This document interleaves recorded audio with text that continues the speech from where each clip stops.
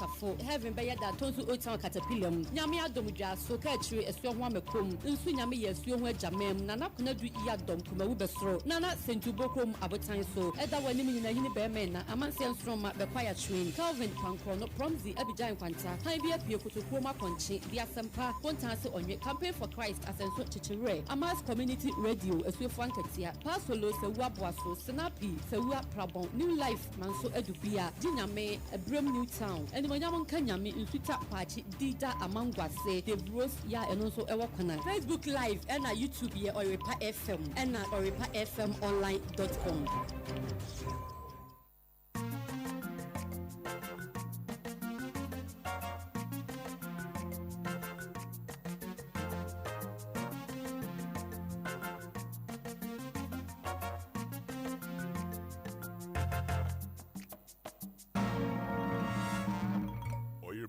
Adesimamba abo no nsia yamamu ngina mu adwo ene anwumere Oyerepa kasa fidie so ne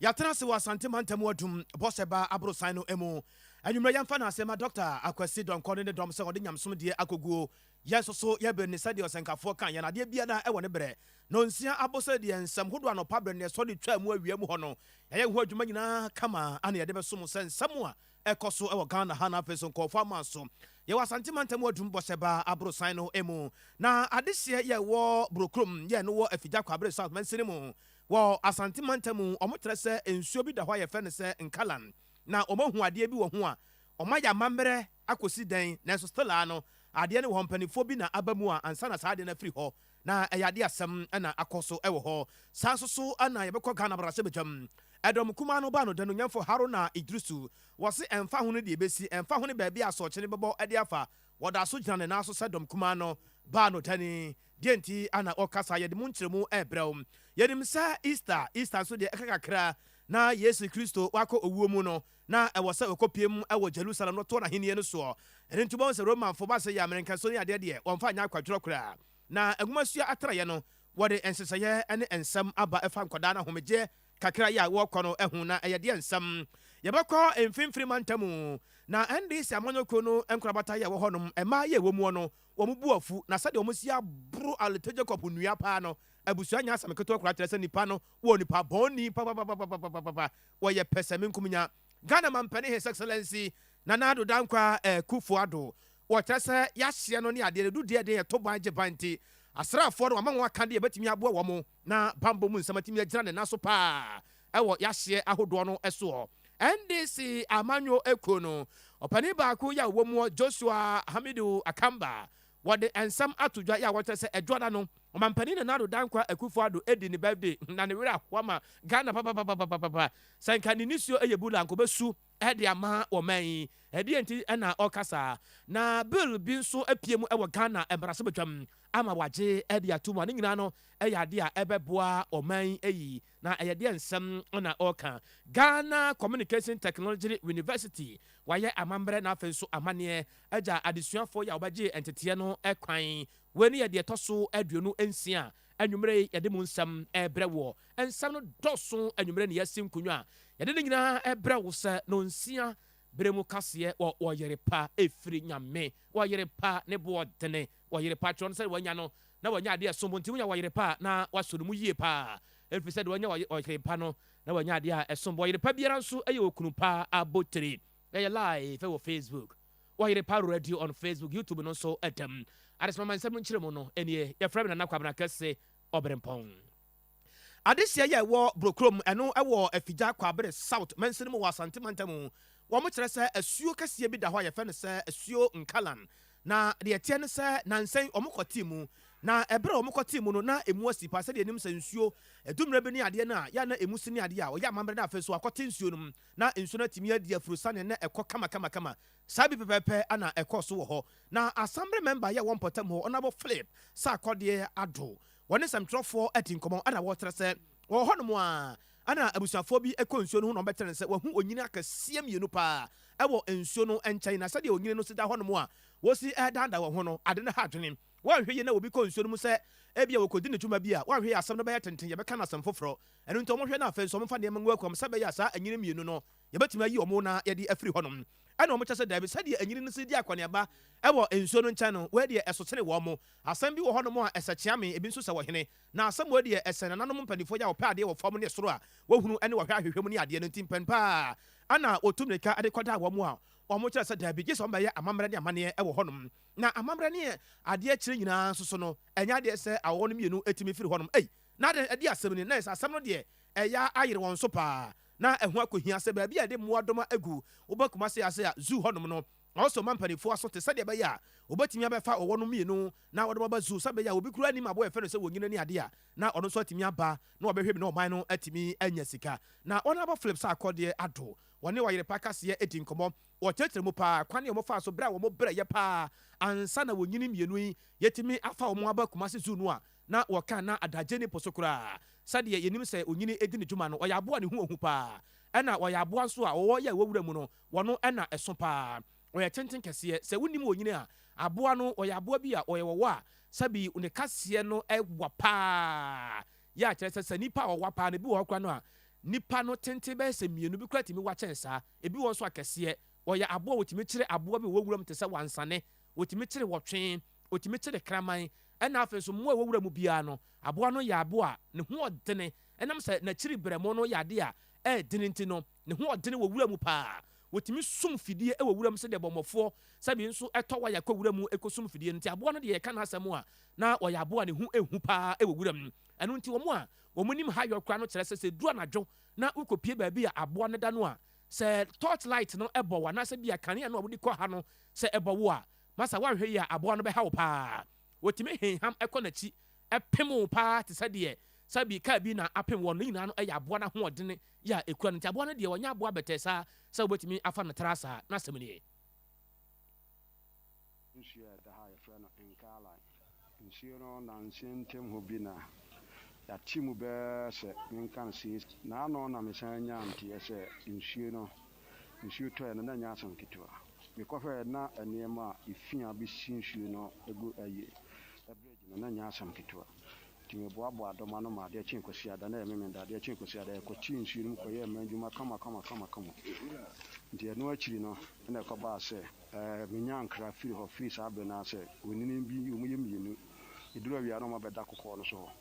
na amanfoɔ video mu no mu kasa amanfoɔ kasa na ɛmu kasa mmɔ ɛnɛmu ɛmu nkɔ kyɛ nyina sɛ mpanyimfoɔ sɛ ɔwɔ soro na atwoma mponua ahen si wɔ kuro no ho adwempa ne dɔ ɔne nana nkwanta kɛse hene ɛnyina asom ahemfie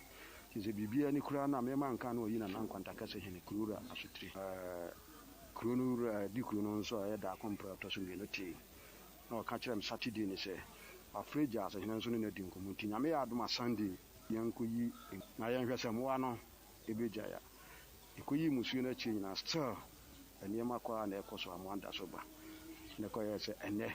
yɛyɛ arrangement sɛ yɛma zoofoɔ no aba abɛhwɛ sɛ ɔmu bɛtumi aboa yɛ ne na ne ɔmu akyɛ mmoa no de ɔmu akɔ a ampa nyame yɛ adom zoofoɔ no nso ade wɔ sɛ ayɛ ɔyɔ ama ɔmu aba abɛkyerɛ mmoa no first one ɛmo sɛ ɔno koraa deɛ ɔyɛ ketewa second one no me nua ɛsɛ w'ani ne nsa ɔka kyerɛ agye sɛ kwan a zoofoɔ no afa so akye mmoa no mmienu no me koraa yɛ me nwa nyame nhyira wɔ mu ne ɛdɔ ɛne ɔpɛpa a ɔmo nso wɔ a ɔmo nso de abɛboa yɛ ayɛ adwuma nti sɛ deɛ obiara kɔma atɔ ne mu obiara da ɔbɛyɛ dɛn abusua wei ɛyɛ brokurom ɛwɔ afigya kwabere south mansin mu wɔ asante mantam asambere member yɛ wɔ mpɔtam ne nsɛm a wɔde to nsɛmtwerɛfoɔ ne bere a Kumasi zoo mpanifoɔ ɛbɔ anan ba hɔ no mu ɔmbɛfa saa wɔwɔ yi mmienu ade aba wɔn akakye ɔnabɔ flip saa akɔdeɛ ado ne nsɛm yɛ a wɔde ato dwa no bi ɛno no na yɛtoa nsɛm no so ne yɛakɔ Ghana mmarasɛbadwam na ne nyinaa daa no ɛne sɛ mmarasɛbadwa no de ma adehyɛ yɛ a ɛwɔ tɔngu ɔno ɛna na appointment committee no na ɔdi mu akotene bi na wɔkyerɛ sɛ biribi nti wɔde ne diberɛ ato hɔ sɛ appointment committee no yɛ a wafiri mu na appointment committee no wɔn na yɛ abadwaku asɛ ɔmampanin Nana Addo Dankwa Akufo-Addo ɛbɔ obi dini sɛ asɛmasi ɔbɛnti anaasɛ kooto yɛabɔ wo dini sɛ bra na ɛbɛfa adwuma wei edi so ansa na ɔbɛfa saa adwuma no de edi so no saa appointment committee na yɛ saa adwuma no adwuma a wɔyɛ ne sɛ yɛtoto wano na yɛadosodoso ne yɛbusa wo mu ahwɛ sɛ ampa wodi sɛ fata sɛ ɛwɔ sɛ adwuma no yɛde ma wɔ na adwuma no kora yɛde ma wɔ no wobɛtumi ayɛ no yie anaa na aka na nso anya so mfa so anaa ɔpanin kyerɛ sɛ watwe ne ho de afiri ho ɛnam nneɛma baako mmienu mmiɛnsa bi enti na ne nyinaa mu nso so no ɛna adɔm kuma no ba no da no nyɛmfo Haruna Idrisu ana wɔkyerɛ sɛ ɛmfa ho no deɛ sii na ano ada wɔ Ghana Brassebegyam no wɔso hwɛ deɛ ɛbɛsie bia sɛ fam ɛkɔ soro ama soro ba fam asɔkye ne bɔsa dan ɔpepe totɔ he na pepe totɔ he kura no a still ano da so gyane na so sɛ ɔno ɛna yɛ dɔm kuma no ba no tani na wakyerɛ mu sɛ sɛdeɛ nneɛma ɛsitie no ɛmfa ho amanfo bebree ɛfiri ase yɛwɔ ha wani ɛka nsɛm ahodoɔ deɛ nanso ɛno ntumi nsankra dwumadie yɛ a wodie ɔmmɛka abom ayɛ deɛ ɔsɔm yɛ bia asom ɔman yi ama nneɛma nyinaa nso atumi akɔ so wɔkyerɛ sɛ adeɛ biara yɛ ɛbɛkɔ soɔ no ɛnka bom na wɔsɛ tumi hwɛ boa ma bibibia nso atumi ɛkɔ soɔ na kane nwumasua soafoɔ na abɛdi akyire krataa yɛ wɔde kɔm a akyeamehene memen ɛbranda no a ɛtwa mu no ɛna yɛ adeɛ a na ɛkɔ so sɛ ampa sɛdeɛ nneɛma ɛsitie no ampa ɔno ahwɛ sɛ daabi sɛdeɛ nneɛma ɛsitie no sɛ wɔte ase din a ɛnyɛ adeɛ sɛ nneɛma bɛtumi akɔ so nti ampani ampa a yɛ a wɔatwe ne ho de afiri ho na ɔpani a no wɔde nso de n'ano to mu no ɛyɛ kane kumbugu Brassebegyani onimanfo Ras Mubarak ɛna ɔde nsɛm ato dwa ana wɔkyerɛ sɛ ne nua Samuel Abrakwa sɛ bitwe yɛ a wɔatwe ne ho de afiri hɔnom no ne nyinaa no nokora nyame anim wohwɛ mu paa no a na kyerɛ sɛ ɛnsɛm ɛha. Well, clearly, if he had confidence in the leadership and the way the leadership is handling issues, he wouldn't have had to resign from the appointments committee. You also must have heard earlier the Honorable Adongo, who had also distanced himself from the decision by the minority in parliament to lend a hand of support to the approval of the Honorable Ken Oforiatta. There are murmurs within the party. From the base of the party, a lot of people are angry, a lot of people are upset. The minority leader, in supporting the motion for approval, said this, and I quote, "We are convinced that he's in breach of the law, in breach of the Bank of Ghana Act, in breach of the Fiscal Responsibility Act, and in breach of the Public Financial Management Act." And he went further to argue that we will call for further investigation into the activities of Mackenzie. And he described the contract with Mackenzie as a rip-off. Now, if a minister had ripped off or a minister oversees a rip-off of the state, one would expect that Parliament would trigger its oversight responsibility by holding him into account and not to actually give him an approval as has been given in this particular instance. So the rank and file of the party, Ghanaians generally, and several people obviously in Parliament are unhappy about this development. And I have absolutely no doubt in my mind that it is a vote of no confidence. The decision by the Honorable Adongo to distance himself, the decision by the Honorable Ablakwa to resign from the appointments committee, and the minorities leaders posturing and continued stay in office would further jeopardize the cohesion of the party in Parliament. Wei Ora Ras Mubarak na te sɛ wɔde saa nsɛm wei ato dwa kane kumbugu Brassebegyani ɛno no na ne nyinaa mu nso onimanfo Haruna Idrisu ya wɔyɛ dɔm kuma no ba no dani no ne nsɛm kakra a wɔde to dwa no ɛnie. It is not true that Honorable Asedin Ketia has anything to do with the approval of Ken Oforiatta. At the appropriate time, many of you know me. Have you ever seen me retract my words publicly? Hardly. You know why? There is a hadith of the Prophet I have always used to guide me. I don't comment on doubtful matters. I comment on what I know. You know, the hadith of the Prophet said that the forbidden is known, the unforbidden is known. Between them are doubtful matters. Avoid doubtful matters. You see, you are questioning me about doubtful matters. I'm keeping away from them because they are doubtful matters. But time and truth. You've heard my famous quote, God cannot be for and against the same matter at the same time. God has choices and God makes choices. Time will make choices. As for undermine, I have survived it, I will survive it. But it's only natural. I hear people getting worried about whether Haruna wants to run for high office or not. Some of you have even decided to go and produce a three-piece suit for me. I've never worn a three-piece suit in my life. Neither have I owned that particular grain tie. So on that.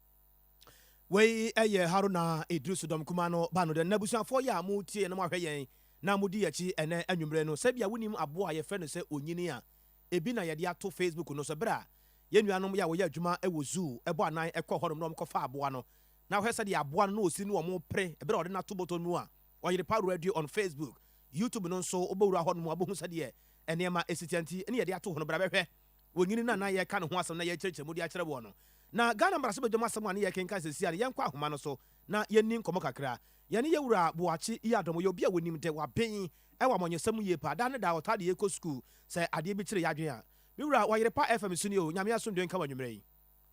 meje mo so me mo atiefo nyina me ne matiefo nyina je so anwume papa no apom boko de nyame adom ye ho ye gidi se mo so mo ho ye agana dom wode acha ye mpa nkakra ye ben na yakọ Easter yi mu de nyame de acha ye anesa miwura ensam wo freedom kuma no afa Ghana Mbrase bedom asam no kwa de ya na ye ntaa musa wo se wate ye fa ne se normal se e was ye hu sa ne ma we se ye koyanim ye de ka ma menka bi koyanim na ye normal sa on so why not time up kura say was say na se be jamu ne bana baso because entire hu ne sa o say ya bi ma mu hane de me de ya sika di ani mu kan nti so obi wo committee bi so obi kuta public position bi obi kuta ministerial position bi na fe o how bi kuna na ba o ho na wo so ja ne ja so ha na o resign na na mu sika sem ni abe bi wo hu ni nti o ye abi ti ya ni pa bi bi si se aduma no ne tibua emfa ne conscience emfa ba resign ti ya nti se yewa ku ja ti se parliament appointments committee no wada so no we feel that nyema bi course of ho na ne tibua emfa na ni for personal reasons attender in his resignation letter minini se wa ya adeboni we feel ni pa de o be out personal reasons no be our fundamental human rights we feel so na so be mu a nyema bi wa se sika ya na se ni mu ya no o he na o pe obi I think we know from minority side we get from minority side in T also sika na ni minority for na class no problem no me ko na nine na aduma pa was say committee ni ya bo my Ghana or yeah, Emma or my no, a coso. To me, no, I don't see it's a issue. Because menos I don't know. Affecting if about and a party about could be a young and Jadan Hamata. okay As I am here, bear affect my mooning in art, yeah. Nebema say, as maybe what say a more man of kind, I say, a kick off a man, no, I am a hammy. enti miwura yadom nti yemfa ne se abraka wa free mu no enya dia e di esin to bia beba appointment committee no dwumadi mu wo ho Baby, baby, I say. enti yemfa ne se dom kuma na fam se sia ye kase bia owura boachi ya no me ni wudi nkomo enda nwumre so babo me ne matiefo a hwan na wogiri senka obetima be si na dem aye adwuma no pa They see the offhand the name to me me said that ni no mu nyina background kuja to the me wo university of Ghana like Ujimechi political science department in the political issues so the onimu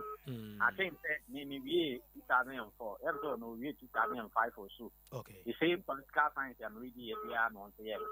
and what so akoye na lawyer me adinti political issues there onimu enti I guess o mo he obi ono so no o he ne background no o he ni na you know na so hu say there will be of our no so political issues na we need ta na nko ma fa no mo de na kwesi na name but for now the nya de ntini no bia miwura ade ba ko ha adwene se na wotwe ye simu owura Johnson ese du nkaje bon ni se parliamentary service board no omra meka ho ne ade no ade na ma ensam no akwakoye bebere menim na wo bi susu se wonye Mbrase bedwane ewo mse wo ye general secretary de but ye ka se parliamentary service board na nanka eta akode ma woni ya wo ye Mbrase bedwafo no obewura musa no speaker so akire mu de ntia wo boarding chese se du nkate betimi abo na dwuma na wo ye no papa uhunu se funky and it's a question now will be some and what akra wo ya ma answer ni nyina and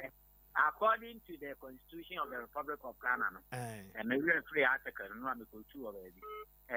parliamentary service board no ese board wa e hwe nyuma so wo Ghana ha you may be out on the board institution be school be any ade o nyina on the board they said the na ntan ake mota tembe to je we say wo board and a gigina mu audit service ya tembe to je audit service board and ani e dey in time for in tisana parliament so parliamentary service no so on the board no ho ema entire parliamentary service mean na say parliamentary service nya MP no nko a wɔn a yɛdwuma wɔ parliament hɔ nyinaa civil servants yɛdwuma wɔ hɔ on permanent basis schoolfoɔ a yɛ service wɔ hɔ ne adeade wɔn nyinaa ka ho ɛna yɛka no parliamentary service nti board no yɛ nipa bi a wɔn na ɛhwɛ saa nkurɔfoɔ no welfare wɔn akatwi asɛm ɛne wɔn nneɛma ne sɛdeɛ ɛbɛyɛ a wɔn abɛdi ne wɔn adwuma yɛ no ɛbɛkɔ smooth ama wɔn na according to the constitution the speaker no that's our board na no na speaker no nso wɔ kwan sɛ oyi nipa mmienu a wɔn yɛ parliamentarians ɛyɛ minority leader ne majority leader ɛna speaker no saa wɔ kwan so ɔsɛ yi nipa mmienu bi a wɔn yɛ former parliamentarians na saa nipa mmienu a yɛ former parliamentarians na wɔsɛ baako firi minority side na baako nso firi majority side nti wɔn no mmienu no ɛna ɔtoma MPP foɔ no wɔn no de buahin edu ɛkɔɛ wɔn no wɔyɛ former MP nti wɔn parliamentary issues mu kakra ɛna NDC foɔ nso de ɛsɛ edu nkatia ɛkɔɛ nti ɛsɛ edu nkatia qualify so ɔda board no so all right wɔyɛ Ghana ni wɔyɛ former MP ofiri minority no nti sɛ ɔda board no so a mfomsoɔ bi yɛ ni ho anaasɛ NDC foɔ no tusuo no sɛ ɔno na wɔn pɛ sɛ ɔna board no so a mfomsoɔ bi yɛ ni ho na mmom deɛ amanfoɔ bi saa ne sɛ woyɛ general secretary of a bigger party like NDC nti as general secretary no obi anim so nnwuma dɔɔso na wo saa akɔde parliamentary service board so akɔde obi anim sɛ board members yɛ ɔmo nkɔ dwuma da bi adeɛ ɔmo adi abɔsome mu ma committee baako but ebi ebetumi aba sɛ ɛda bi na parliamentary service board kɔhyia na the same date no nso wo as general secretary of a party ne bi a party hia ɛno no saa no kwan bɛyɛ na abɛfa so a wɔbɛkɔ ha saa akɔ ha ɛno na ama Ghana foɔ pii ebusa sɛ nti NDC foɔ ɔmo former MPs bebrebe do agya hɔ nom nyinaa tete hɔ ɔmo former MPs bebrebe yi a wɔ experience terms of experience wealth of experience yi ade na ɔmo ntumi ani obiara no amɛda board no so sɛ obi a sisi a okuta position kɛseɛ sɛyi as general secretary ɛna ɔmo asa yi no so ɔmɛda board no so nti no ɛne wɔ haw a asɛ nipa no bi ɛwɔ apart from that deɛ ɔyɛ qualified so yɛ member of Miro obi nso bɛbu sasa yɛnhwɛ speaker of parliament very experienced experience paa na wogyiri sɛ saa nneɛma waka nyinaa no wamfa nkwa adwendwen mu ne adeɛ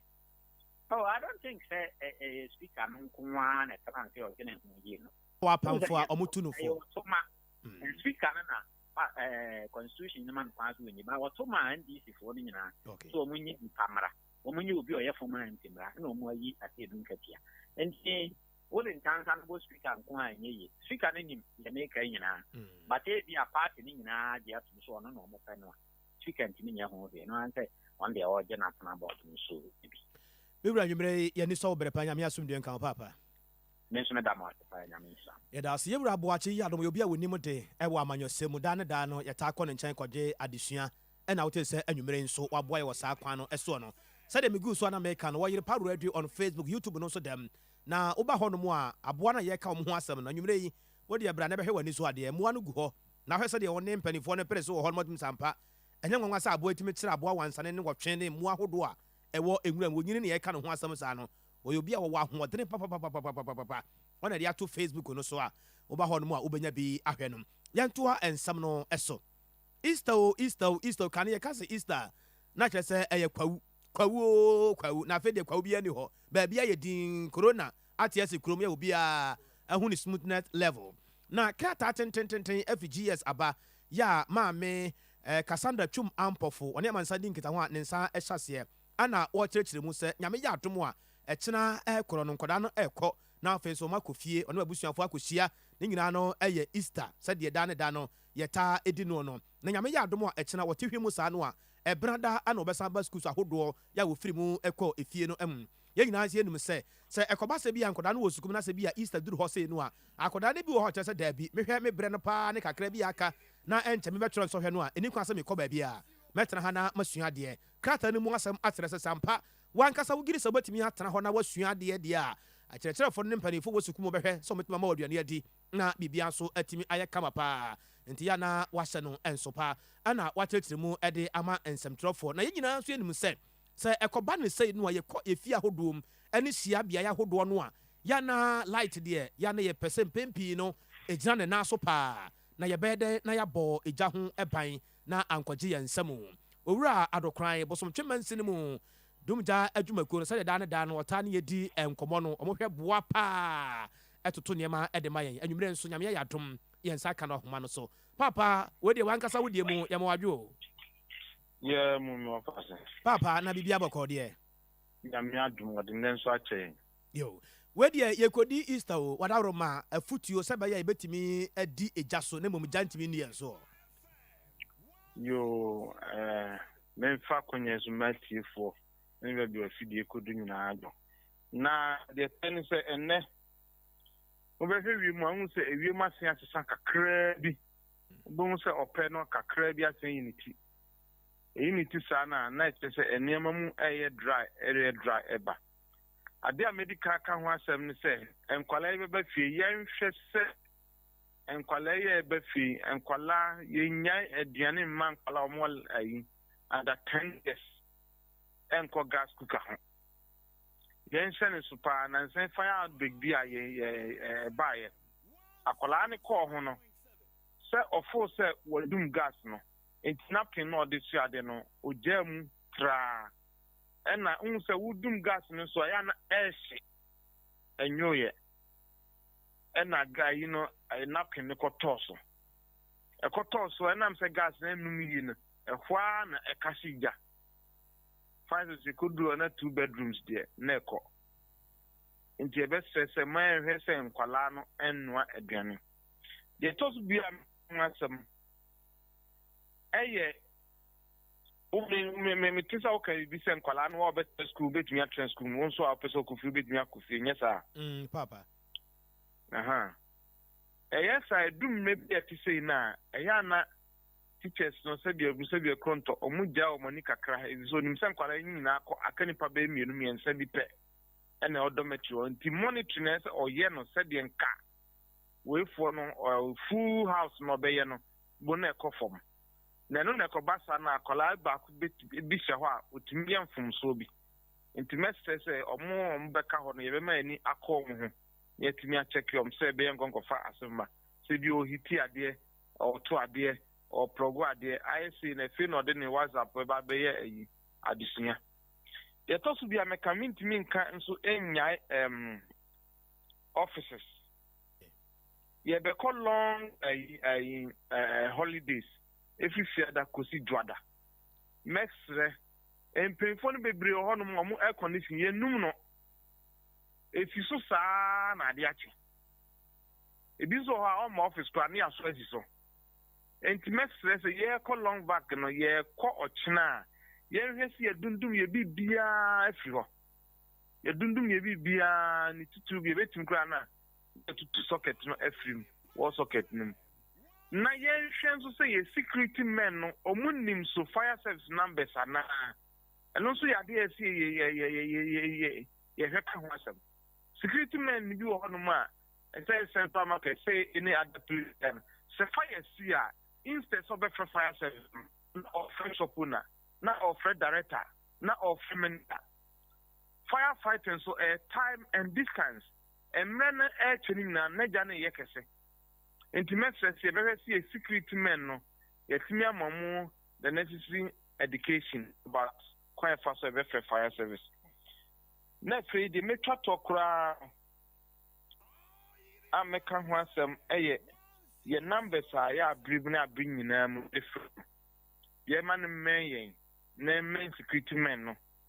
na ɔmo nso bibi saa na ɔmatumi afrɛ ntɛm so yɛba bɛyɛ ɔmo mmoa kakra na metumi aka nda numre yɛda ase yɛnso yɛda ase paa yɛkyia wo ne w'adwumayɛfoɔ no nyinaa nna nwummerɛ yi ɔpani a yɛne no di nkɔmmɔ yɛwɔ ne w'ani kyerɛ mu ɛwɔ bosomtwe mansini mu a yɛnuanom dumgya adwumakuo no ɔno na yɛ pani paa sahene yɛ a wɔdi ɔma anim ɔne din ne adokran na wote sɛ waboa yɛn saa kwan no ɛso afei yɛmfa yɛne nkyerɛ mu ɛwɔ mfimfiri mantam a mfimfiri mantam a yɛrekɔ yi nansɛn mfimfiri mantam no tetrɛ ne ɛde ma NDC amanyɔkuo no ɛyɛ chairman Alote Jacobs wate sa wonte ya ɛne yɛaka ho asɛm de yɛakyerɛ wo dada sɛ wafiri NDC amanyɔkuo no na wasesa ne nkuku ne nkaka ama wakɔpie mu ɛwɔ NPP amanyɔkuo no mu na ɛno na NDC amanyɔkuo no nkorabata yɛwɔ mfimfiri mantam hɔ ɛmaa no awurade nyankopɔn a ɔpani yɛ a wɔdi ɔma ne mu hɔ ɛyɛ madam Akua Halam tɛ sɛ Alote Jacobs nipa bɔne wudi ni papapapapa pɛ sɛ menkom nyanko a na yɛ no wɔyɛ sisifoɔ anitefo papapapa kyerɛ sɛ wɔdi sika wɔ party no mu nyinaa ɛna ɔmo sɛ ɔmo nyaa na saa akwa sɛ ɔmo ka sɛ ɔmo bɛgyaa na saa akwa paa deɛ a na kyerɛ sɛ ɔmo boa ɛne nsuo ahodoɔ yɛ wɔn mpɔtam hɔ nom ne adeɛ a kyerɛ sɛ ɔmo afrɛ no ɛnyɛ asɛm ketewa koraa na ɔmo akyerɛ sɛ nokura ni sɛ ɔkɔ paa sɛ ɔkɔ paa no ɔmo gyaa no tra sɛ wɔn kɔkora deɛ a na ɔmo kora no ɔmo anyɛ adeɛ nti ɔmo wɔ yi ɛna agya no kwan mɛhu biribi te dɛ alote waayɛ no wo te dɛ ɔpɛ dɛ ɔde no nsa ɔde ebie no ɔde didi na alote no so ɔtɔ dɛ ebie so na nso na wama ndc central region a yɛndi ne yie nti sisi asa alote yɛretu na yɛretu because alote ɔde nkyekyɛm nna pasimenkunya nna nyamanyama bi ɔde ba abɛhyɛ party central because nankasa ɔde nankote ne yɛfun ɔde adidi wɔ ame iwie yi ɔpɛ dɛ muhu alote no suban na ne ba na mepɛ dɛ meka wode bi samanya sɛ bi so wɔ a wombi sam alote ndc ɔyɛ adze ɔbo obiara wɔ boekuro ma alote ofie mi sɛ ekyiri he ya emi sɛ ekyiri he ya emi sɛ ekyiri ya nso tam alote ɔwɔ ati mu onye binindini party office na ɔwɔ asie ɛbɛkɔ na alote ɔtena wɔte the street ndc ba power alote ɔyɛ pompous na ɔhu dɛm nkurɔfo no mpo a ɔnkasa sɛ alote ɔwɔ dɔ na tema wɔ ndc ho a nkyɛ alote fiti mpane he ya adze kɔka emi sɛ ekyi nkyɛ ɔhu biara ɔbɔboa na ɔtɔ dɛ bie adamus library yos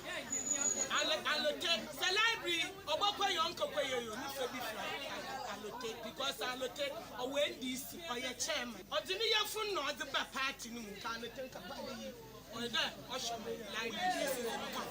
alote yi ne baabi biara nka asɛmbɔ ne mfa dɔm ama wɔyɛ wɔngye baabi a nka asɛmbɔ ɔmfa ofo sampɔfo asɛ edu nkateɛ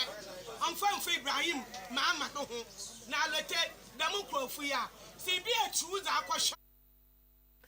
abusua wei ɛyɛ ɔbaa a wodi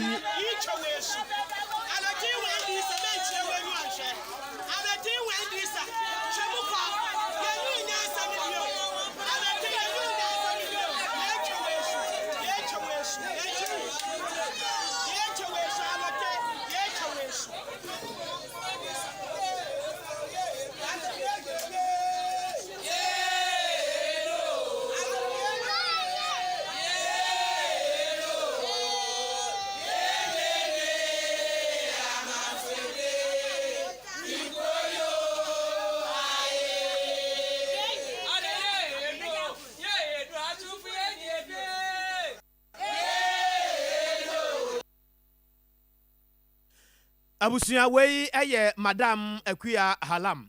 wɔno wodi wɔde kyerɛm ɛwɔ mfimfiri mantam a ndc amanyo ekonum ɛma yɛ a ɛwɔ mu no wɔno na edi wɔn anim ɛfrɛ dɔm ɛde ma ndc amanyo ekonu enuaboro yɛ wɔn aboro no ɛna da facebook no a wɔn de nkosua ɛboro fam na wɔn hwie snap ɛde gu so ayi ɛyɛ asɛm o alote jacob de nsɛm bɛba mfimfiri mantam no emu na ne nyinaa mu soso no wɔama nanso hɔ a wɔkyerɛ sɛ alote jacob wɔ nipa bɔnni papapapapa ya John Mama wi ye nyina loke Jacob ka ho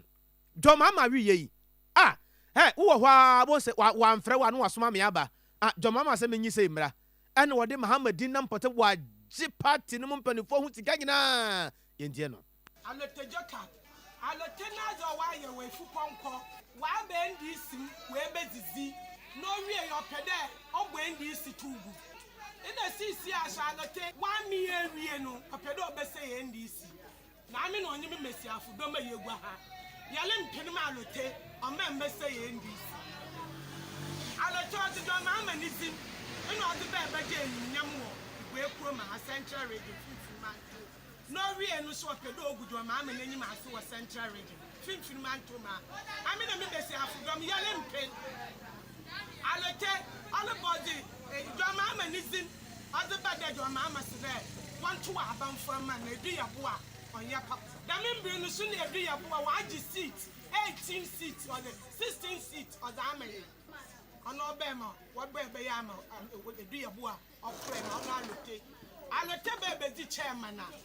obeji seat obeji ebasa na wa washa edu yabo na onya alote wana na obo a do mama owie ye odi do mama ni zini ba bese edu yabo a onyim na azo obeye ni nti waloto aba ma alote na ame makai ame ekwa hala makai de wala se edu yabo anyam wo ka fa aba ndc fo obohu wato aba wi ana alote oto ne hu din lokofio alotetu no hudi no kofio na ase kire don kwato na NDC na ama MPP fo no kofio. Hey, Madam Akuya Halamo Kansam, na wo wie kwa no waso wo dampani fo ase papa aloteje ko mfa ne musuo nko. Ocho de basa, mesan so me da chairman for Sankof na ase edin katia me don wana ase papa. Da we tum we ya aloteje fish. Na yen so ase yafo won na echi. Na alote albe na bi muhu ne papa. Muhu na alote papa na sisi asume wa alote ne tebia. Alote fuponko se ejize ewia mentoto wona nan eja paje anya nyina ofie ndisi anu eja paje o abezo ibi babre no nye enya ne din na beni ya mamasa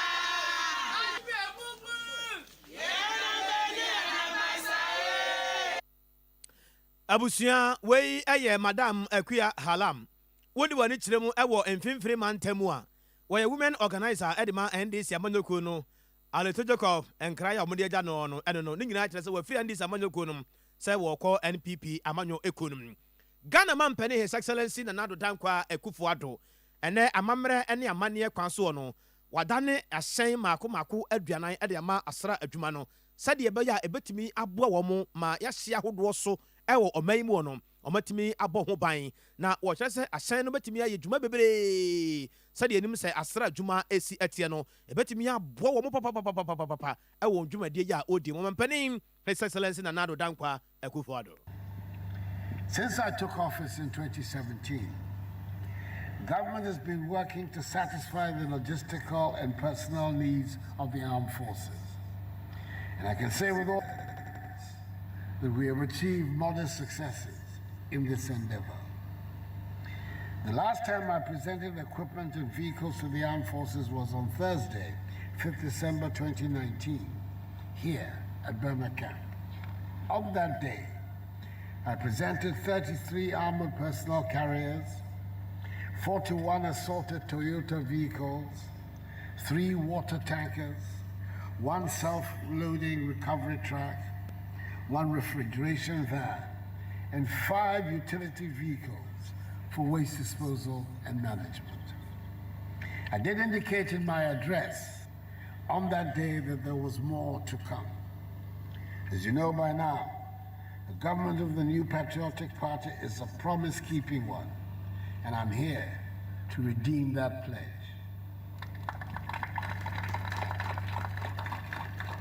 Today, I'm here to present 40 Cobra 2 armored personnel carriers, which according to military standards are very strong and versatile armored vehicles, and which will help us contain even better the security threats posed at our northern borders,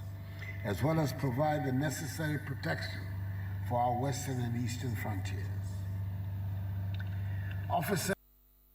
Wei eya wampani His Excellency na nado dankwa kufu adobra na wodane asen ediama asra adwuma no ensamo wode tu dwa no ebi eno na nyina mu onsoso no ana wotrasa ampa onipa ya de a ose ayeyentu tuche edema wo mu. Officers, men and women of the armed forces, I commend you for the work you're doing on a daily basis to protect the territorial integrity and stability of our country. Indeed, my highest commendation goes to all ranks for their outstanding performance in the recent Operation Peace Trail, which provided security for the 2020 presidential and parliamentary elections. I commend the armed forces also for your continued commitment to the ongoing operations Conquered Fist and Motherland, intended to create a secure, peaceful atmosphere at the northwestern, northern, and northeastern borders of the country, and also to contain so-called secessionist activities along our eastern frontiers. I urge you to continue to collaborate with the Ministries of National Security, Interior, Foreign Affairs, and the Ghana Revenue Authority, as well as all relevant ministries and agencies, to ensure that we maintain a robust disposition that will deter potential aggressors who may attempt to derail the political and socio-economic gains we have chalked so far. Omampani na nado dankwa ekufa na ate se wode abasobode ema asra adwuma no nyina mu so no yembambo so afo owura Dominic Nitiwood wono so ekasa ya wo kire se omampani na nado dankwa ekufu ado se de wosi dwen asra adwuma no ho no enya asem ketewa. Your Excellency, the Ghana Armed Forces continues to benefit under government through various interventions to re-equip and retool the force to carry out its mandate amid threats of aggression within the country and the sub-region as a whole. Combating these threats requires real-time surveillance capability, high mobility, force protection, firepower, and communication. And this is exactly what you and your government have been doing for the armed forces over the last 4 years. Your Excellency, distinguished guests, ladies and gentlemen, the armed forces has been resourced with 73 armored personnel carriers within the last 3 years, and these were produced in 3 batches. The first batch of these vehicles was procured 2018 for use by the 153 Armored Regiment in Accra. The second batch of 30 vehicles were procured in 2019 to form the nucleus of the 154 Armored Regiment in Sunyani, and the last batch, and I hope not, but the last batch as we have it now, of 40 vehicles forming the nucleus of 155 Armored Regiment in Tamale was procured just last month. That is February 2021. These are the vehicles that the President will be commissioning today shortly for the armed forces. Dominic Nitiwood ayo mai bambo esuafo. Na yenyina muai national organizer edma NDC amanyoko no aye Joshua Hamidu Akamba. Watrese dwada ne wura hopa. Ne firusi ye wo no kra ne wura enho saada. Edi asema wo se. Na nado dankwa ekufu ado Ghana mampani edi ne birthday. Na edi ka akwa no wo so ba montena we pa Ghana fo nyina achew. Se ebra no wo se ye nto aba mano no. We ni mfie kura wakan na. Mampani awoda no anya mfinsia no eduoson enson dwada ye twamu ya ana mampani nya saa emfie no ana wo kyese bosha amam umfie kura no a ensansi susu papa na ne wura hopopopopopopapa kabimam kabi pa ye na mu no yentie no. It's a sad day for our democracy where President Akufo-Addo he couldn't use this opportunity at the 877 to apologize to Ghanaians for at least deceiving us into the reins of government. And he's not been able to do what he promised to do. That is exactly what I think that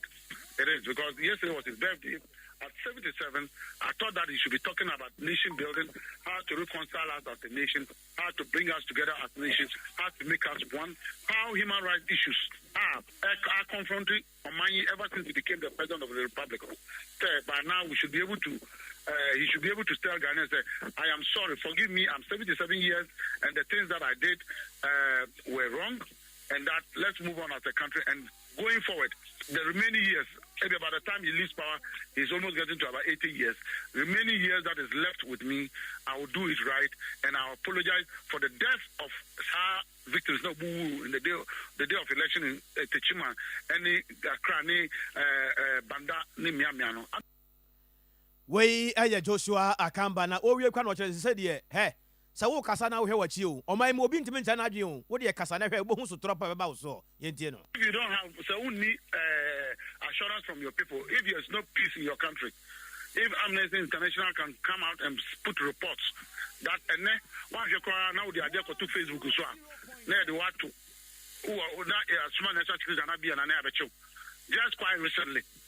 I made a statement, said Madam Jim Mensah was not going to stay. Because I meant that, what I meant by that is that we will make sure that we will do every legitimate means to make sure that the woman doesn't preside over 2024 elections.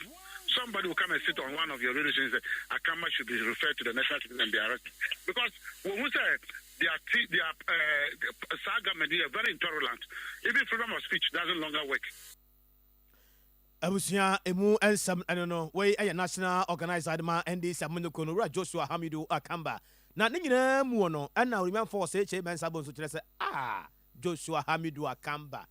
Simon no se Hamidu Akamba enti amanyo sam na wo mpese wo beka no kura na se wa heda da be kire se de wo ye no ma dwene ho amenti ase yentie no no kunyam ye no yenye ye manos. A big circumstance. ɛwɔ nsɛm a yɛkeka nsɛm a Nana Doko is still money then why. Oman penny epiquai. I call a man on. I could no epicuddin shamu. I hope for our own feet a mine. I hope no cotton in mine. The money away anything. Again, one apologize to Ghanaians for money then why. We a for Simon or say Mensa. Na we kura no and what say ya na feli ebi ni mo ni sukura ebi mo ni ma de efe no fere ye kura o o kan say no kwani eni pe bi ani wo ni o mo so wo wiase wo de wa se makokot wa fa dan ki bi anko o say eni pa wa de na kokot o rumu e na won kasa na wanya dan ki bibi aka wa se afi and I will receive in Katia and NBC4. I said, moi, we will receive because you are crying. So, any idiot can go to court. I feel no one said it's not every idiot that can go to court. We would mean for or say Mensa, Nensam ya or the Etuja and no Santimantamo so for Simon or Simon Sansamoa or the Etuja no be and no. Now, young court yanimo, young fear and trim a walkana and Marase Bejum. Abajako ye hwe sikasamu nsam so pani ya wodi omanum sati trani eye owura kwaku kwaten ne nsam ya wone nsam trofo adi nkomo akirem se nyame ye adom ya ekena ya yekosi bosome foforo no emu no ampa aban no enwuma ahodo sade mrase badwa no betima nya kwan na afen so adanda ne ma sikasamu ani ade no bill ya apiemu e wo parliament no mrase badwa no ajatum wa church nsamu. Mr. Speaker, I'll read the recommendation of the committee. The committee recommend that the sum of money not exceeding 129 billion 32 million 804,201 Ghana cedis be approved and authorized to be issued from the consolidated fund and for withdrawal from other funds for the purposes of financing government operations during the financial year commencing the first day of January 2021 and ending on the 31st day of December 2021. The committee does recommend the House to pass the appropriation bill 2021 into law in accordance with the relevant provisions of our Constitution and standing orders. Mr. Please submitted, Mr. Speaker. Onimian for kwaten and after Saudi Sansam we etuja Ghana Brasaba Jama Beja Kuya Hetsikasamon Samsono, one on the Etitrane Edema Womona, Nefam Baby Sono, Anna Adom Kumano Afam do Casa Edifasica Samho Edema Womo, I would mean for Ato Forsen, one also echoes away, Shiakai. I wish to say that, Mr. Speaker, the amount of 129 billion, 32 million that the minister responsible for finance is asking us to approve, being the total appropriation for the year 2021, Speaker, the summations of all the motions that we have taken on this House, and there's the need for us all to support it. The Speaker, apart from to say that we have to refer to the budget statement, page 209 of the budget statement. As part of the finance, the Speaker, the Ministry of Finance informed us on page 209 and the finance that they will be raising Eurobond for the year 2021. And under the Eurobond, they are going to raise an amount of 24.5 billion Ghana cedis to finance these appropriations. The Speaker, today the ministry has raised from Eurobond. The Speaker, this Eurobond that they raised, they went to the market with the hope that they could raise $5 billion US. The Speaker, the ministry just raised the Eurobond. There is a public communication out there that they were successful in raising 3 billion Ghana cedis. This means that our operations that is before us is dead on arrival. So, Speaker, unless the minister responsible for finance tells us how he's going to fund the already financing gap that has been created. Abusia we Urimian for Ato Forsen and this Yamanoko no after one Casa de Fasika Sam Edema woman and some Yawan so at the source no ebi and no. Afeyanko Ghana Communication Technology University. Waye amamere na afenso amane agya adesuafo ya obaji nimdeɛ ekwan we ne de toso aduonu ensia na dwumadie no ase no opani ya na wɔkasa vice chancellor ɛwɔ Ghana Communication Technology University enwumasɛm wɔpemfo Emmanuel Ohene afo akwa na wɔkata adesuafo no sɛ enye se bia mo betena ha ma wofo ne ahwefo abɔ mo hoka no mo kɔ no sabi modi mutiri ekoto ema ham na ema no so de o mes akogu mema sere so mo nkɔ yɛ adwuma na ɔman no enyam so mfaso. Say the sorry yɛnyina yɛhu no COVID-19 no a change bibia a change the kwan a yɛfa so sua de a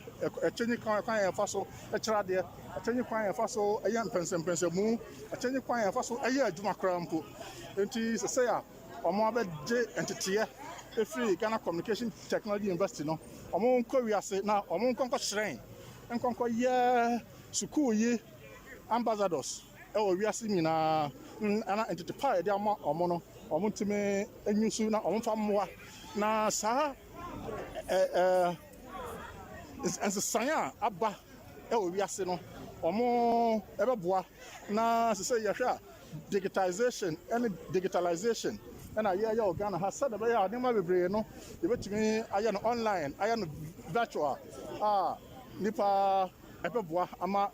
nipa engu. Wei ɛyɛ engumasɛmu ɔbɛmfo Emmanuel Ohene afo akwa wɔyɛ vice chancellor ɛwɔ Ghana Communication Technology University ana ɔkyerɛ mu no na adesuafo yɛ wɔn dodo bɛsɛ wɔ ha aduɔkono ɛnwɔtwe ana wakɔgye santetie no awie a wɔfiri mu afie sɛ ampa wɔtumi awie sukuu na ne nyinaa mu nso so no wɔnyamfo firi da prɛmpa yɛ mara sɛ wɔgye ne de ma ade sɛ yɛwɔ tano no abatɔ mpɛsua no so ɔkasa kakra. The motivation is Emma baby ebekobia no Emma yakodia ne catch not only in terms of politics. So here my graduating class require my menupe out of people 15. So many nane shame cry say meko akwanimu to inspire other young women,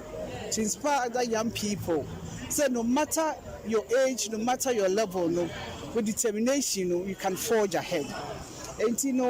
even as member of parliament, as a parent, combining for 4 years down the road has not been easy, but it's been worth it. I know that the person depending on any teacher, me crime. So with determination, obey to me. School no yakokakra. Yeah, masters me my chartered in marketing. But way it's so me pa. That be knowledge na ma kwa hano. Make me impact on the society. I impact on my young people. It bet me affect decision making. It bet me affect programs in institutional reforms. I person in this academic laws. Idea will be our opportunity. Mame Frida Akosua prempe na yate ne nkan wo yamra sabanya ne de ma adehye ya ewo tanon of about one pesua no eso abusua ya de madwen kyerɛ eba na amanfo busa sɛ mo pɛ wonyini na hwɛ enti ya de ato Facebook no so sɛ wonyini woni ma boa ya friend wonyini a wo ye wowo na wowo ye kɛseɛ pa ya wowo nyinaa mu na wo de ya bra Facebook bɛhwɛ sɛ obi a bɛka sɛ ye ne ha ye ne aka nsɛm a woni ma boa ya friend sɛ wonyini a otimi kyi nipa otimi kyerɛ aboa ni mu no so na wa mene aboa no timi mene aboa no to yam so wa mene aboa betese bia wansane ebetimi adi be se bosome na wada so da faako ya o move nko ba bia sa aboa no so ansa na oba mene aboa no se o kyere aboa na no pa se Oyerepa FM no o kyere sa aboa na oba mene ne no a obetimi akofa ba se ye nuanom Hello FM ho atwamu akofa Roman Hill honom atwa ba bia Oyerepa FM ho ahia se aboa ye frɛ no se enkna ne ade wo suro pa ye nkna ne sa enkra ne me ha ba bia na wafrase ade bi toro kan e woni mu ya opu de fa aboa no ho ansa na wonya kwan amene no hu aniti ya ketoa nanso duru sa ofrase na o mene sa aboa no a ne tinitini den kakraka te se ade ya yede chegale no na o mene aboa no nyina no na emu ebai se aboa no wo abemben ya o mene aboa no a ne beduru ba bia na bemben ne wona na etwena no e bia wo kwa obeka se wowu enwansa timi ye ne tiri hu nyina so no da ho din sa wonyini ene ye ka ne ho asem no eno na wote samanfo ka se wonyini srade no ade bi wonu mu ya srade etimi ye ne ma bebre na sa ade ne me nka no wafidie so nanso wo de bra Facebook na behwe wonyini no ana ɛwɔ bere pa ba kyerɛkyerɛ ne ho nsɛm no ahu sɛdeɛ amanfoɔ so we pa ne nam so wɔ de pa wonyini nam ɛnya asɛm ketewa koraa ɛte sɛ adwene na ne kasa no nso tum sɛ yes ɛne nkatenkwa pa na wonya nkuruma kakra tum na wonya nkonkonte a bra wo fon bɛle koraa wonte Belta GPC haba Mr. Dron Mesrao ɛyɛ ma ho asɛm hia wo yɛde madwen kyerɛ ba aboa ne yɛde ato hɔ no wode bra no hwɛ biai na yɛka ho asɛm akyerɛ sɛ papa sɔfoɔ na de aba ɛyɛ kama yɛde tu sisi yade no ase wanya finhyia du mienu kɔ ne adeɛ a wotumi nom bi ɛnam yare nya yɛ tu aseɛ nsansa bi na ɛha wo bɛma no ne afei so ba pampa bi ha wo ne adeɛ a wonya bi a wawie koraa KNG haba wo mrum Fred Mens haba Habme haba Danny haba efriye haba o Astown ɔbɛn so mankwa ahene no efie hɔ no mo apedang haba nso ɛwɔ emrum bra promise haba Oyerepa Oyerepa TV wo nsabe kabi Belta haba meta no nso malaria na afei yɛ from keka ɛne mba no nsabuo no nneɛma nkɔ yie fama mo a modro ani Betelo betel yɛtɛmo so ane asɔre 0244 939 193 0244 939 193 na wagye wo so time and chances wano madura wi a ɛwɔ sɛ udidie Chronom station hɔ a tafo market nso scoreboard dancing obutu hɔ ya wɔbɔ adwuma aduane papa pa efie ɛno no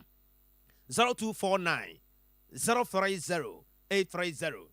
0249 030 830 na wagye wo so aduane deɛ ɛbɛyɛ da ɛyɛ cannot keep ɛno ani yɛde korɔ nti ɛma no agye atom sampa cannot keep deɛ si yɛnhyia no anke yɛware yɛ agu bɛrima no ofiri adwuma ba wabrɛ wɔde ne nsa wɔ aduane no mu saa no asɔre kɔ aduane papa paa no cannot keep ɛma ma wo nsa no mmɔ abɔmu ne adeɛ no nyinaa nso so ɛno a ana yɛde ɛkorɔnti ana wahyɛ no so papapapapapapa Grace Gift Herbal Clinic and Laboratory Service yɛaroyɛ bia da hwehwɛmu bia awɔ na wopɛ o bɛrima wayɛ mmerɛ o fibroid ne adeɛ ɛnam yareɛ nyinaa no ɛyɛ Grace Gift Herbal Clinic and Laboratory Service ɛna ɛboa wo na watu aseɛ ohim school junction hɔ no mu a barekɛsɛ kwan no ɛboa kwakɔfoɔ bi ɔbɛnga wo filling station no ɛna afei so nkrabata baako no nso ɛwɔ ohim ɛhɔ so wasiesie hɔ bɛnyɛ baabi ada wofiri akyirikyiri na ɛba no adeɛ a mpatwo ne problem koraa bɛyɛ aduane adi kama ɛyɛ Grace Gift hyɛ no nso wɔ so osua yi akyakya kwata na afei nso asosoyɛ anaasɛ bi a emum ɛde efiri hɔ nom 0244 126 123 0244 126 123 na wagye so ɛnkanea papapa efie yɛnsiesie dɛm ne adeɛ ɛyɛ Bosseba Electricals ɛno nti nya nwanwa sɛ efiri anɔpa kɔsi adwumire Oyerepa TV Oyerepa radio amanfo frabro sayɛ no sɛ wɔsi for biti gidi adagye ni posokora wani abre usiesie dɛm contractors nketo anasa kɛseɛ obia sɛ Bosseba nie nkanea papapa efie ɛne saa so ɛna Porsegolen ɛne Sambra Hotel din hwɛ ne mu PZ Antiataco for Dynamo 0541 125 339 0541 125 339 na wagye oso prekasa natural ginger drink ahoɔden de bɛba wonase ntata moja no ɛbɛsane kama wobɛnya normal flow na bibia ayɛ kama papapapa ɔhaw bia ɛni akyiri brakoma se adum Oyerepa Oyerepa TV sanso nana adwoa ya ɔbɛn aprade methodist ɛhɔ no mu a blessed require KO pure live heba ebu akwa ɔbɛn old police station no ɛfu asapɔn so ɛwɔ south central so wobɛnya bi na wanom atu akɔtɔn na wanya sika 0548 953 324 0548 9533 24 na wagye woso abusua de atie nie Millennium Group of Companies sɛ yanka nkyerɛ sɛ adwuma na apai wopɛ bia na anaasɛ bia wohia nneɛma kakra wode bɛhyɛ wankasɛ wadwuma sɛ ɛne adeɛ wawie sukuu wakɔduru hene fa na waduru ɛyɛ adwuma kwanya na aba adwuma yɛ a wopɛ no fie deɛ saa so na adwuma mu ne adeɛ ne nyinaa yɛboa ama wo nsa nso atumi aka bi sika a wobɛgye nso deɛ ɛyɛ kama wobɛnya baabi ada kama wowɔ adwuma no nyinaa nso yɛ ma wo ntafrɛdeɛ kakralawa no ɛno akyi job training ne nyinaa nso yɛde ma wo fotuo bia ne adeɛ a wobɛhia bia nso so no yɛde ɛma wo ɛna wowɔ adwuma no mu nso so a wobɛnya nya kwan no afei so deɛ wopɛ sɛ woyɛ bia nso so no watumi ayɛ hyɛ no nso labor runabout wɔne total filling station no ɛna di hwɛ ne mu labor runabout ɔne total filling station ana ɛdi ɛhwɛ ne mu frɛ mpanifoɔ yi 0594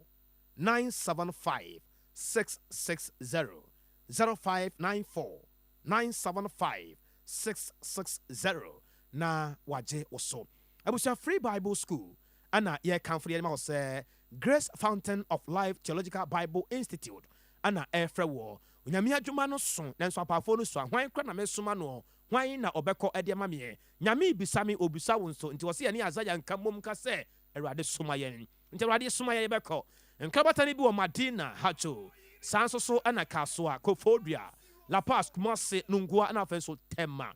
abosom miɛnsa deɛ wɔ hɔ abosom nsia na afei nso so no afe ompɛ wei na opɛ deɛ ɛyɛ free Bible School frɛ mpanimfoɔ 0244 660 785 0244 660 785 na wagye wo so abusua adwenkyerɛ no bebree aba ya yɛde ɛbrɛ wɔ kwadwo asɛmpa of asɛmpa furniture works wɔsɛ kaseɛ no deɛ berɛ a wotena sesa no na gya tua toɔ tentententen ɛda ase afiafere mpam akɔtɔberɛ wo so ma yɛ nyinaa yɛadwo PKGH wɔsɛ kaseɛ no deɛ berɛ a wotena sese na gya tua toɔ paa mehwɛ wo ɛde firi adwaben oil mills hɔnom na ɛgya tua toɔ paa Adoboaten Belgium wo so ma yɛ nyinaa yɛadwo ɛnɛ anwummerɛ yi saa nso so ɛna Boseba Amisti Goso Zongo Patricia Amo wo se wohwɛ yɛn wɔ Hamburg ɛno akyi teacher constitution wiamo ase kwadwo asɛmpa wo deɛ nso wɔ ha Lenda Amo wo se gya tua tɔberɛ a kɔsoa no kɔɔdim ɛda ase akwasi kesi gomua ɛnkran ɛna afei nso so no Boahe Charles ɛne abusuafoɔ no bebree mode modeɛ ɛbaeɛ na Korea iPhone na san aka ne ho biem Korea iPhone yɛmfansi na ɛbrɛ no aso abusua taw nkaebɔ taw na yɛasɔre so Madam Naomi Nkroma ya ɔwɔ abura so house number AB 19 wɔde abɛdan yɛn sɛ yɛma abusuafoɔ yɛ amutie na nnwuma nyinaa aso nte sɛ ne baabaa yɛ yɛfrɛ no Esther Boahe Esther Boahe epie sɛ ɔkɔ asɔre bosom yɛm dɛ ɛtɔ so aduonu nson ɛna opie sɛ ɔkɔ asɔre na ɛbrɛ no ɛyɛ anwummerɛ na nkono na obidumfoɔ bi etia na so sɛ wahu owura bi a wɔne ne nam a yɛfrɛ no Maxwell ɛwɔ Sofo line saa anadwo no a wɔkra wɔn sɛ wɔkɔ asɔre no ebesi nnɛ onya hunu ne biem akwadaa no wɔ mfinhyia edu nson wɔyɛ tuntum kakra na wɔnwa bebree ya ɛboro soɔ wadawroma akwadaa no sɛ woteme nka mpanin sa yɛ bi agyae nyɛ sɛ bi ayɛ bi ato aso bɛrima wawe bi a agyae fa adeɛ kɔma no wa ade ne nya wo deɛ ade na nkasa wo wie kra no wɔn sɛ wotwatwa wani na wo deɛ yɛ wadwen sɛ wani ate na aboa ne tifoɔ bi afidie yi ne ntɛntɛnoa mprosifoɔ nsa so mu abɛhu sɛ yes kumase mmara wa ha wahwɛ kumase so paa nso nkom na akwadaa no so teme nka mesrɛ wo maame ne wo papa hia wate manya akwadaa bɔ ne sɛm saa na wawofoɔ dɔw paa sɛdeɛ wo maame esi su no mesrɛ wo na wɔfa ase bɔmmɔde ne kɔ fie wate ne wode deɛ wadi aduru na yɛ mesrɛ wo a twa so ne fa deɛ aka kɔ wode hwɛ no sɛ wabrɛ akɔ maame de nsuohyɛ bɛmiamia wo kama mesrɛ wo ne atwa akwadaa yi so a 0552 460 121 0552 460 121 ana police station bi a ɛbɛn wo bia no bɔmmɔde ne tia wɔ na so sɛ akwadaa wei ɛna yɛka ne ho asɛm no ɛna mo nyinaa mo ase anwummerɛ yi na yɛmfa no asɛm Korea ɔno na ɛyɛ adwuma no kama ɛde ɛma me wɔne n'abɛdi akyire ɔnabɔ Richmond no Kwame Boga Frimpong akuafoɔ kyɛfa ɛno akyi mbrɛ waa wɔne nanama anim waa maame akɔsoa nhyiraba Christabel upon das ɛno akyi ana ɛne abusuafoɔ nyinaa ɔsɔfoɔ ɔmo nyinaa boa yɛn ama newsroom so ɛbɔ me chidom ama me de ɛbrɛ wo ɛnɛ one man contractor awurade nyankoropɔn Nana Kwabena Kɛse Frimpong is my name. To God be the glory. This is the end of the game. Good evening. Oh, Nana Kafra. Brahma. And